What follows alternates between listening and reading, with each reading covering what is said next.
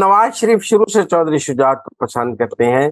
लड़ाई उस घर में परवेज लाई की वजह से थी, इसीलिए शुजात के लिए तो बहुत अच्छे से सॉफ्ट कॉर्नर है नवाज शरीफ के लिए।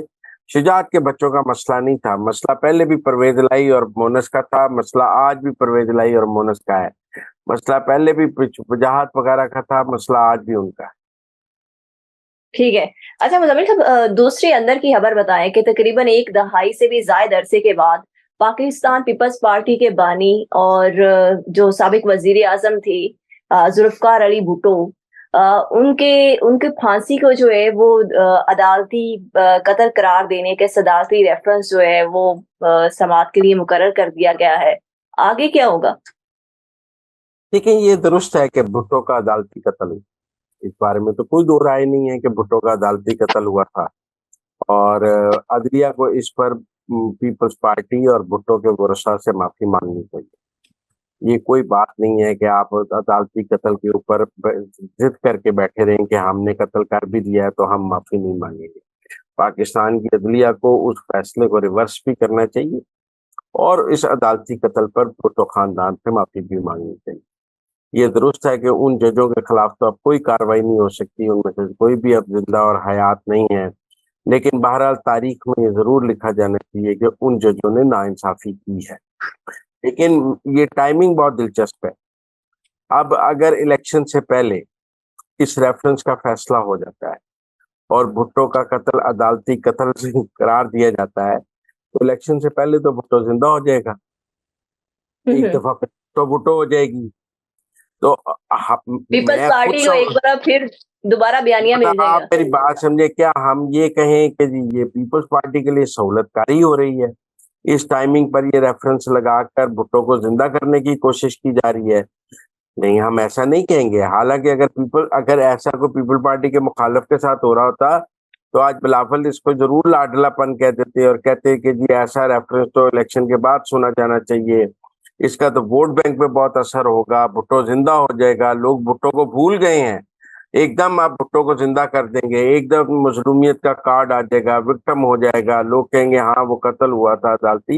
लेकिन मैं फिर भी समझता हूँ कि काजी फायज ईसा ने पहले भी कहा कि जिन जजों ने मार्शल्ला को जायज करार दिया उनकी तस्वीरें नहीं होनी चाहिए, बिल्कुल नहीं होनी चाहिए, उनकी पेंशनें बंद होनी चाहिए, और जिन्होंने भुट्टो को कत्ल किया हमें उस पर भी हिस्ट्री की करेक्शन की तरफ जाना चाहिए, अपनी हिस्ट्री को अनकरेक्ट नहीं छोड़ना चाहिए। मैं इस रेफरेंस की समाअत के हक में हूँ।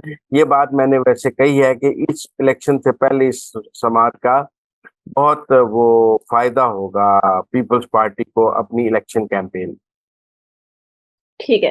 अच्छा मुज़म्मिल साहब, तीसरा ये बताएं कि जस्टिस मज़ाहर अली अकबर नकवी ने खत लिखे हैं ना सिर्फ चीफ जस्टिस काजी फायज ईसा को बल्कि बाकी भी जजेस को कि मेरी दरखास्तों को फौरी समाअत के लिए मुकर्रर किया जाए। मेरा ख्याल है अगर समाअत मुकर्रर भी कर दी जाए तो अगर हम ख्याल बेंच को ना लगे तो फिर मज़ाहर अली नकवी साहब कहेंगे कि मेरी मर्जी के बेंच को नहीं लगा।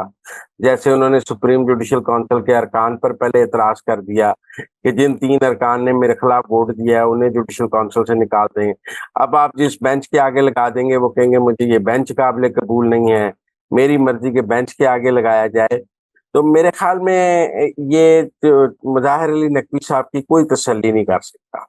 उनकी तसल्ली एक ही सूरत हो सकती है कि उनका केस इजाजुल एहसन साहब को लगा दिया जाए, जो वाहिद वोट हैं उनके हक में सुप्रीम जुडिशल काउंसिल में, और अकेले इजाजुल एहसन साहब को उनकी किस्मत का फैसला करने दिया जाए, क्योंकि बाकी तो 4 वोट उनके खिलाफ थे। लेकिन मैं समझता हूँ 14 दिन गुजरने का इंतजार करना चाहिए, सुप्रीम जुडिशल काउंसिल का फैसला आ जाएगा, उसके बाद पिटिशनें भी लग जाए तो क्या फर्क पड़ता है।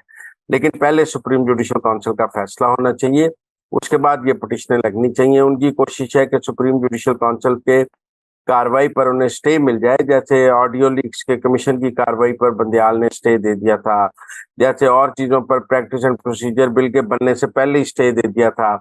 तो ये आदत पड़ गई हुई है हम ख्याल बेंच को कि कोई कार्रवाई होने से पहले ही, बच्चा जमन तो पहले ही स्टे हो जाना चाहिए। तो वो भी चाहते हैं कि सुप्रीम जुडिशल काउंसिल के किसी भी फैसले से पहले ही सुप्रीम जुडिशल काउंसिल पर स्टे हो जाए।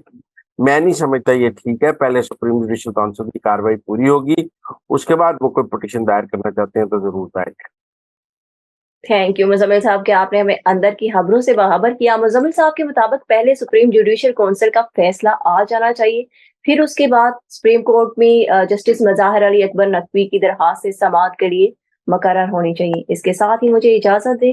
اللہ حافظ.